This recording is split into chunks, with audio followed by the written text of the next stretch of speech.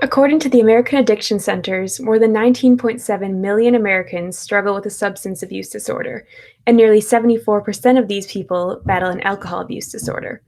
Environmental factors, including adverse childhood experiences, can increase a person's risk of developing alcohol abuse disorder. Our previous scoping review questioned how neurobiological changes caused by adverse childhood experiences affect the prevalence and likelihood of alcohol use and relapse. We found that adverse childhood experiences and/or alcohol dependence cause changes in the amygdala, basal ganglia, and prefrontal cortex. These resulted in changes in impulsivity and reactivity of a patient, as well as impairing the reward pathway. It was apparent from this research that the prevalence of adverse childhood experiences was correlated with increased likelihood of substance abuse later on in life.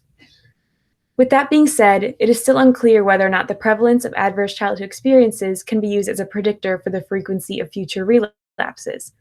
A new research question was developed to ask, can the prevalence of adverse childhood experiences and the resulting neurobiological changes be used clinically to predict relapse rates in patients with an alcohol abuse disorder? Now, I would like to propose a retrospective review conducted through surveying an addiction clinic and pulling the medical notes from patients with alcohol abuse disorder who have suffered from adverse childhood experiences. Several groups will be identified from the patients at this clinic. First, alcoholics who have not relapsed. This will be the control group for this study.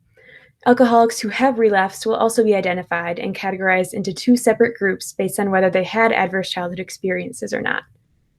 A statistical analysis will be done to assess the prevalence of adverse childhood experiences in patients who have relapsed. The brain imaging of the patients will then be examined by pulling the medical notes from the two subgroups to compare their scans and observe any differences between the two. I am asking for $20,000 to fund this study.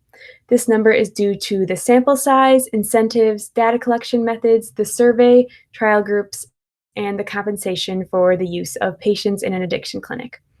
Pulling the medical notes from patient files would be at a minimal cost, if not free, and a radiologist would be paid to look over and assess the brain images.